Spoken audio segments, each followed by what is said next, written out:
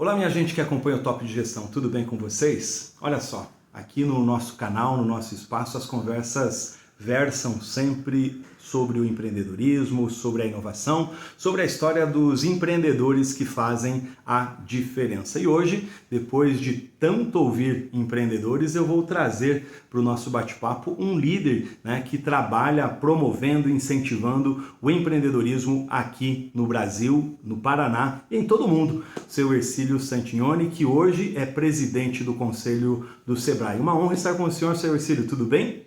Tudo bem, uma boa tarde a todos e para nós é uma satisfação poder falar com vocês. Que legal, que bom. Seu Hercílio, o Top de Gestão, ele está há mais de 15 anos contando histórias de empreendedores de forma cidadã, voluntária, colaborativa e gratuita, né? E ele é o pai do meu livro Mundo 6.0, onde eu falo sobre pequenos e grandes empreendedores.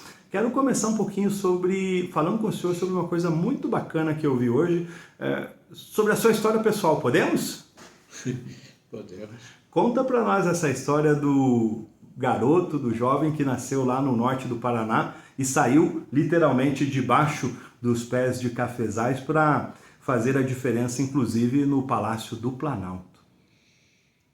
Eu nasci em Marialva, né, município de Mandaguari naquela época, e depois virou município, e me criei em Mandaguaçu e em Guadiana, onde nós Vila tínhamos Guadiana. um sítio.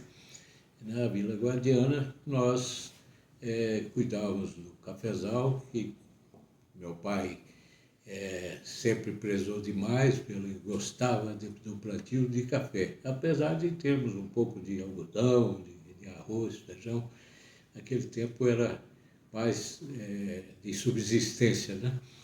E nós acabei saindo de lá, indo para Maringá, onde fui trabalhar como office boy da Tamoio Transportes. E saí da Tamoio depois de 7 anos como subgerente. Que bacana. O senhor Hercílio, o senhor falando do agro, né, falando dessa vida rural, eu gosto muito do homem do campo, da história do homem do campo. Tem uma coisa muito bacana, né, que nos últimos anos a gente viu o agricultor, o homem do campo prosperando e progredindo. Hoje o Brasil produz mais de 310 milhões de toneladas, né? Mas lá atrás é onde tudo começou, né? Com o pequeno empreendimento, o pequeno empreendedor rural, é um pouco da sua história, né? Na verdade a gente trabalhava no sol e todo dia ia para a escola e voltava, tinha que arrumar a cozinha para minha mãe. Olha. E depois ia para a roça. Tempo que a garotada trabalhava, né? Seu Hercílio, daqui a pouco a gente vai contar para o pessoal que está nos acompanhando, né, a história do garoto de Vila Guadiana que chegou ao Palácio do Planalto. Aguardem aí que daqui a pouco essa pergunta chega, né? Aí o senhor nos falou que da Tamoios o senhor teve uma mudança de atividade, né? Foi quando você veio ser gerente da Embratel, velha e boa Embratel.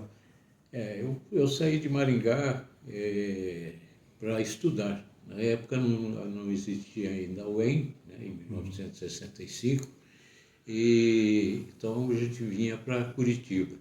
E o Takashi Okada, que era o gerente, dono, né, da Tamoio Transportes, me transferiu para a filial daqui de Curitiba, onde eu fiquei mais ou menos um ano, e daí resolvi fazer um concurso na Embratel.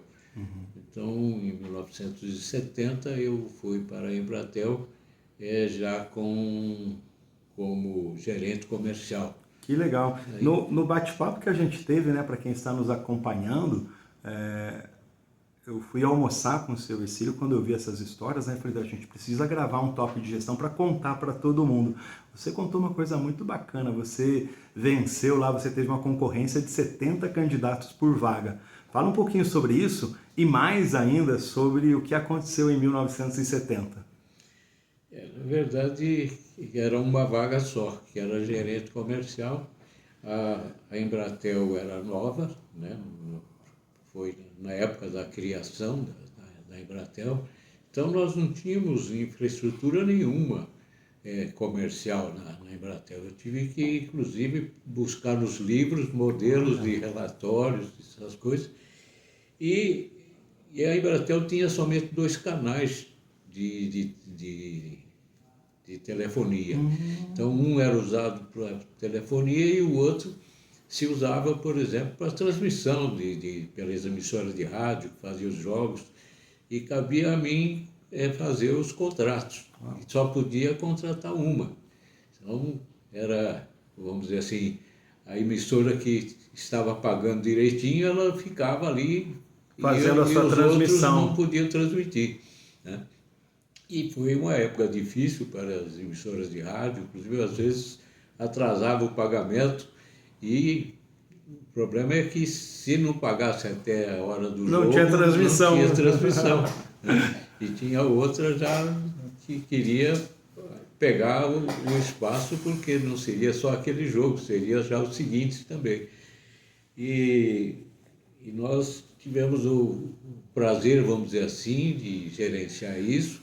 E, na época, era só a Embratel que tinha os jogos da Copa de 70 coloridos, a cores.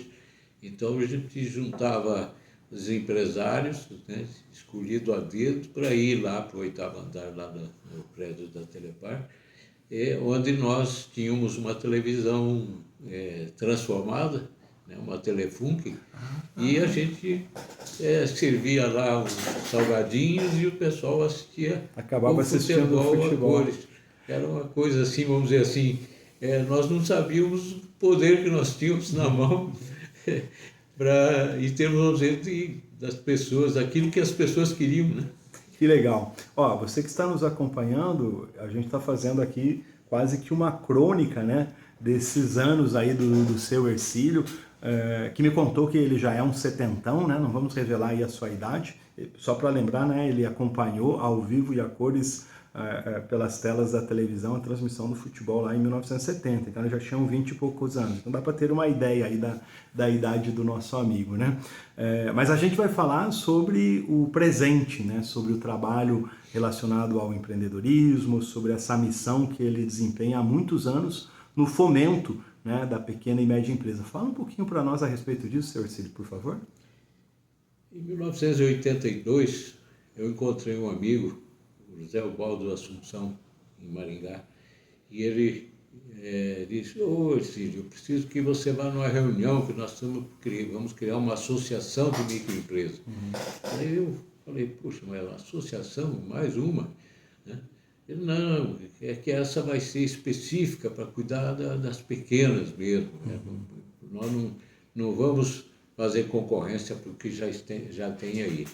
E nós tivemos uma reunião em Curitiba, se definiu que vamos criar as associações para fazer parte de um movimento que vai para Brasília para a gente defender a criação de uma legislação específica para a microempresa.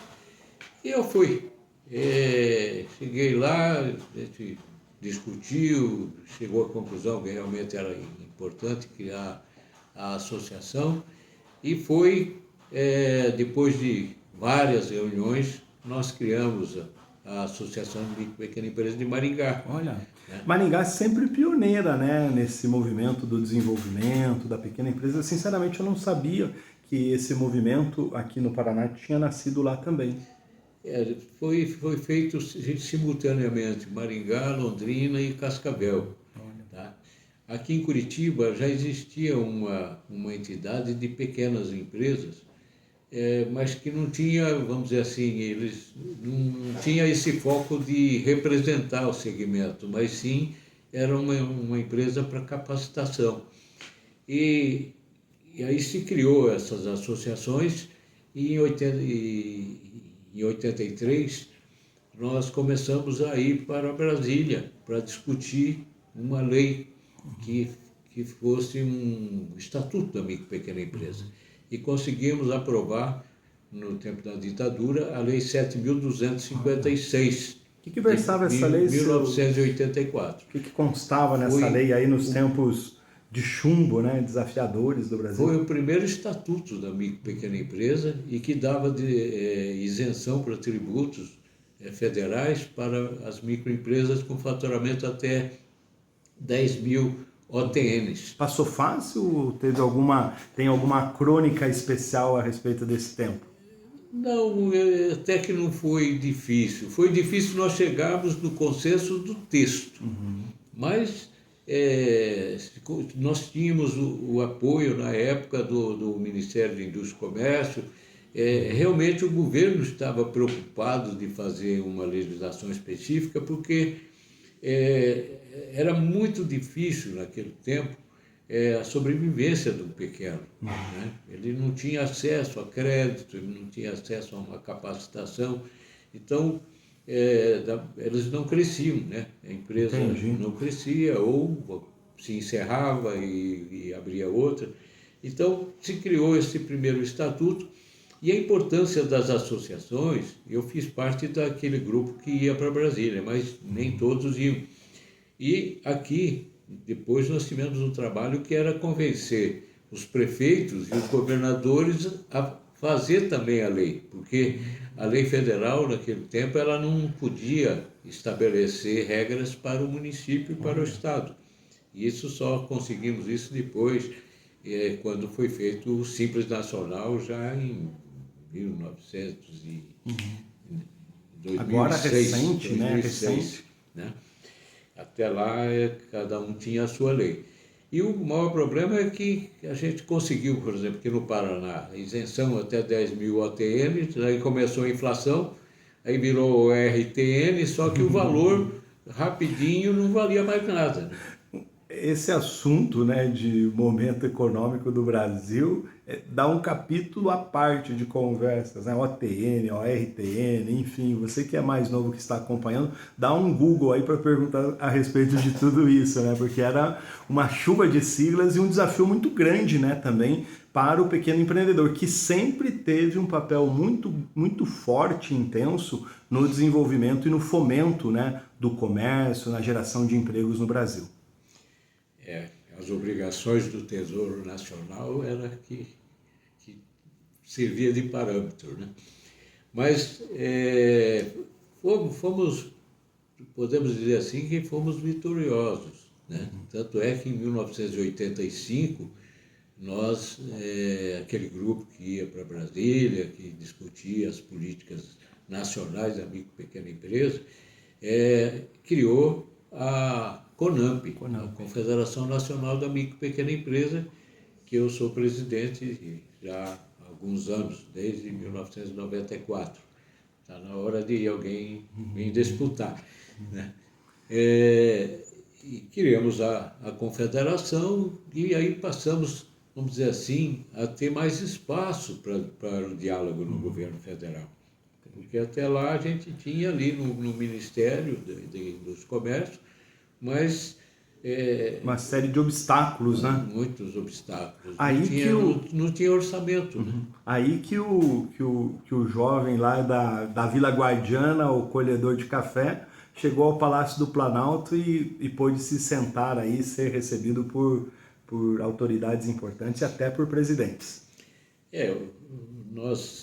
Essas discussões de alteração da Lei Geral da Micro e Pequena Empresa, nós fomos recebidos pelo presidente Fernando Henrique Cardoso, para se chegar, vamos dizer assim, num valor de enquadramento da micro e pequena empresa, que ele fez questão de participar dessa fixação, vamos dizer assim, do valor que se enquadrava como micro e como pequena empresa. Foi muito gratificante. Uma vitória, né, seu Ercílio? Uma vitória para o movimento e para o pequeno empreendedor, um marco. Eu, naquela hora ali com o presidente, depois eu tive a oportunidade, naturalmente, de estar com os outros presidentes, mas aquele foi, vamos dizer assim, o primeiro que nos recebeu, o primeiro que recebeu para tratar de micro e pequena empresa, então era muito importante. E eu ali naquele momento ali com o presidente, eu fiquei lembrando, né? Puxa vida, qualquer pessoa pode ser o que quiser nessa vida. Só trabalhar e não desistir, né? Eu me lembrava lá do tempo que eu vendia verdura na rua, né? Tem umas histórias dessa época, pode falar ou não? É, Emociona, seu Hercílio? emociona assim. A gente... a vida passa muito rápido, a gente fica velho muito rápido, né? Apesar de que eu ainda não estou velho, eu estou idoso, mas esse negócio de ficar velho a gente vai deixar para depois, mente, né? Mais um tempo aí. Mas era quando tivemos Lembrou dos seus a pais? geada forte e queimou todo o cafezal, a gente tinha que colher algodão e machucava tudo à mão, né? Colhendo algodão. E meu pai plantava as verduras e eu saía com a cesta. E corria a cidade ali de Guadiana, que era perto da nossa Propriedade. Percorria toda a cidade, oferecendo lá as verduras. O que você tinha lá na horta. O que você vendia, seu Hercílio? Tinha alface, tinha almeirão, tinha chuchu. Chuchu, tem a história do chuchu, né? Meu pai gostava de dizer, meu filho saía pela rua dizendo, olha o chuchu, olha o chuchu. Mas era tirando sarro de mim. Mas, como era o nome do seu pai? Seu Severino. E a sua mãe? Santinoni. E a Dona Rosa, que está viva ainda aí, né? A Dona Rosa Bonifácio Santinoni, ela está com 96 anos. Parabéns. Agora, seu Severino já foi, Dona Rosa ficou, tem toda uma história. E aí quando você vê, né, essa caminhada sua lá de Vila Guardiana, né, passando pela Embratel, depois assumindo a frente desse movimento tão importante, participando de decisões importantes, né, como a história do posicionamento das pequenas empresas brasileiras, estando com o presidente, isso emociona e é gratificante. Sim, é gratificante. Mas eu sempre fui eu acho que eu sou corajoso, porque quando a gente estudava na universidade, todo mundo queria ser funcionário do BADEP, Banco de Desenvolvimento do Estado do Paraná. E eu fui para a Embratel e um dia um amigo me falou, vamos lá, tem um concurso lá no BADEP, vamos lá. E eu fui. E, por incrível que pareça, eu passei no concurso, ele não. E ele se aposentou na Embratel, foi para o Rio de Janeiro, se aposentou, nunca mais vi.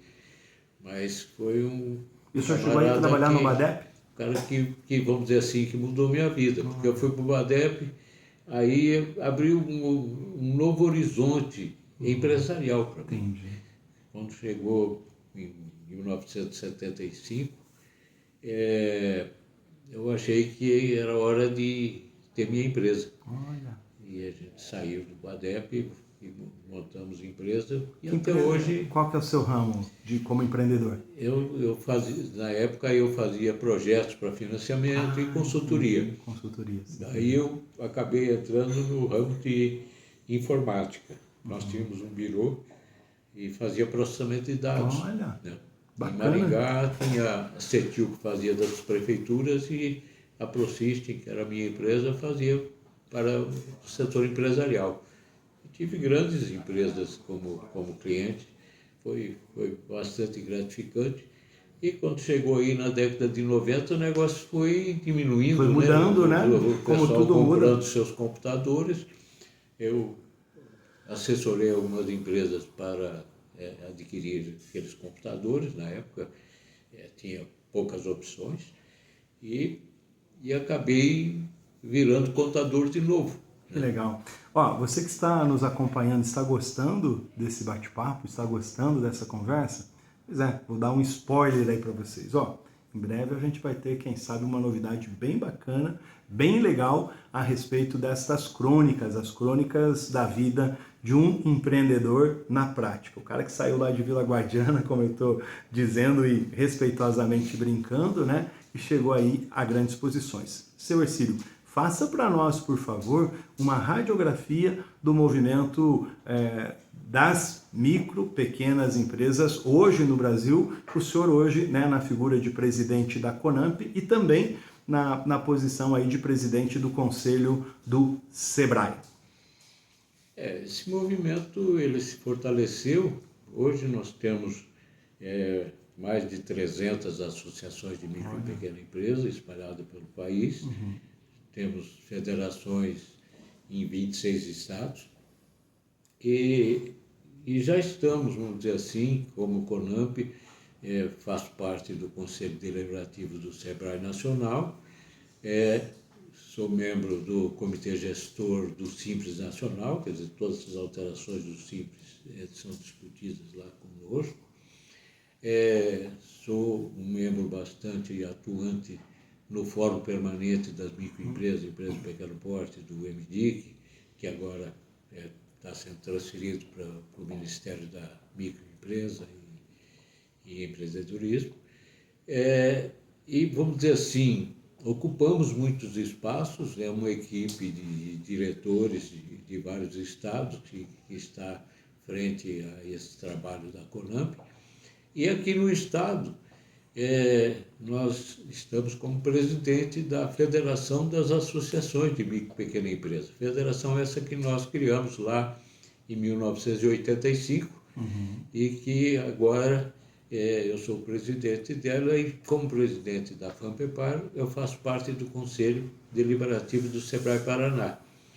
E neste ano eu assumi a presidência desse Conselho Deliberativo do SEBRAE Paraná. Parabéns! Estamos, vamos dizer assim, junto com nossos diretores, o superintendente Vitor Tchuqueta, o César Rissetti, diretor técnico, e o Zé Gava Neto, como diretor administrativo financeiro, estamos implementando, vamos dizer assim, um SEBRAE para quem precisa. Uma das coisas que, na primeira reunião que eu tive com a diretoria, foi definido, é que vamos atender o micro, a ponta, seja o SEBRAE, seja com convênios com prefeituras, com associações de microempresas, associações comerciais, sindicatos, enfim, entidades de representação que possa atender diretamente, principalmente o MEI e a microempresa. O grande, ele se vira sozinho. Se vira, né? Conta para nós, né? O senhor tem 40 anos acompanhando as micro e pequenas empresas lá no chão, né, do negócio, do outro lado do balcão. Qual é a radiografia que o senhor faz hoje da realidade da pequena empresa no Brasil? São quantas empresas no Brasil, no Paraná? Qual é a realidade? Quais são os desafios hoje, né? Historicamente, o SEBRAE sempre trouxe isso, aquele problema da mortalidade das empresas. Qual é o momento que nós vivemos em relação à pequena e média empresa no Brasil? Hoje nós temos 21 milhões de CNPJ ativos. 21 milhões. Dos quais 15 milhões são MEIs. E os MEIs são, vamos dizer assim, uma política pública de sucesso, mas que o intuito é ensinar o camarada a ser empresário. Você aprende, você vê quais as dificuldades que tem, você vê se realmente você sabe vender aquele seu produto, se você está na indústria, se você realmente sabe produzir e vender. Então, é uma escola. É uma universidade para o cara se tornar um grande... sair de empreendedor, de pequeno empresário, para virar um grande empresário, muitas vezes. Isso, é uma escola. Infelizmente, nós temos aí praticamente 40% são inadimplentes. A gente não consegue reduzir esse percentual, quer seja por falta de informação, outros por não dar valor, acha que como ele é pequeno, não precisa pagar. Só que tem complicado a vida, às vezes, da pessoa, porque depois acumula várias parcelas e fica difícil pagar. Mas o que a gente nota é que a microempresa tocada com devido cuidado, aquele empresário que procura se qualificar, procura ter as informações, esses estão crescendo. Uhum. Tem um dado muito interessante que inclusive eu vi, né, no evento que eu participei da Conamp no ano passado, fazendo a mediação de um talk show com empreendedores, e quem trouxe essa informação foi o presidente do Sebrae Nacional, é de que essas 15 milhões de pequenas e microempresas representam 80% dos empregos gerados no país. É um dado impressionante, senhor Cílio. Nós, no mês passado, chegamos próximo de 90% dos novos empregos no país. Muita coisa. Aqui no Paraná, nós estamos perto de 80%. O que ocorre é que o pequeno, se ele contratasse uma pessoa a cada um deles, já se acabaríamos com o desemprego, né? Se bem que hoje, aqui no Paraná, a gente está praticamente com pleno emprego, né?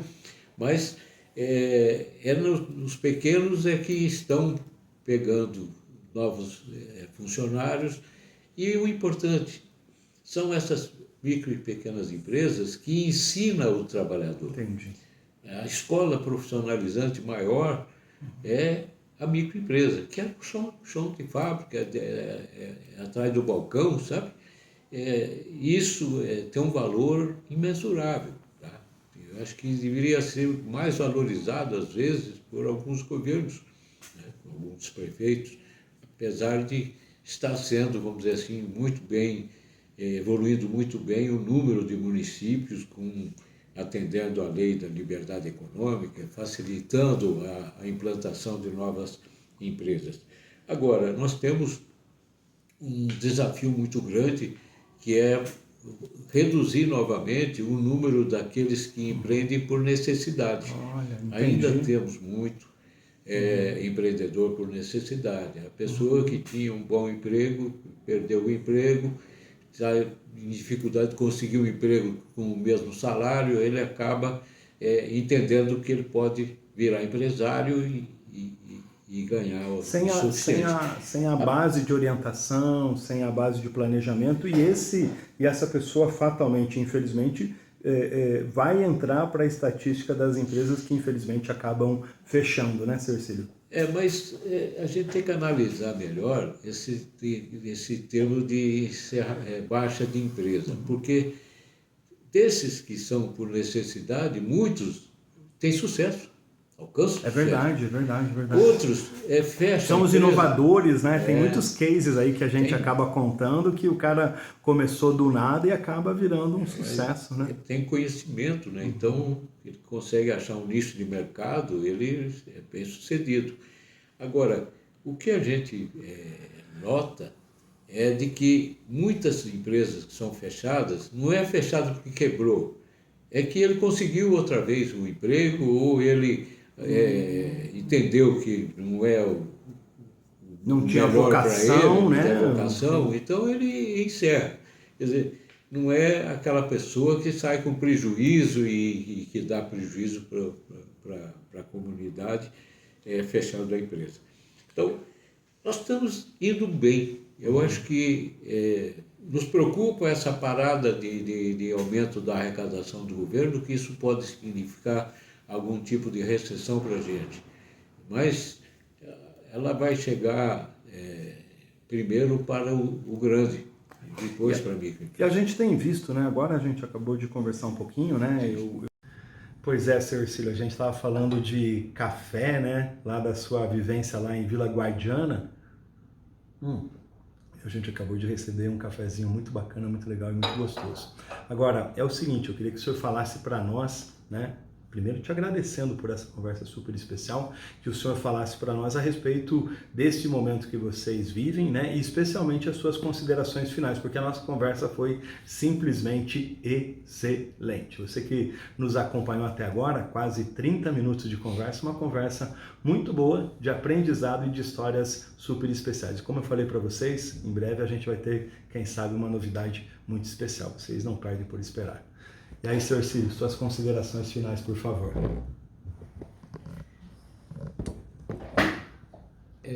Quero te te agradecer essa oportunidade de termos esse bate-papo, para aproveitar para dizer que o momento da minha vida está muito bom e ao mesmo tempo muito ruim, em função de que a gente é muito limitado e o dia é muito curto, então às vezes a gente não consegue atender a todos os compromissos que gostaríamos de atender.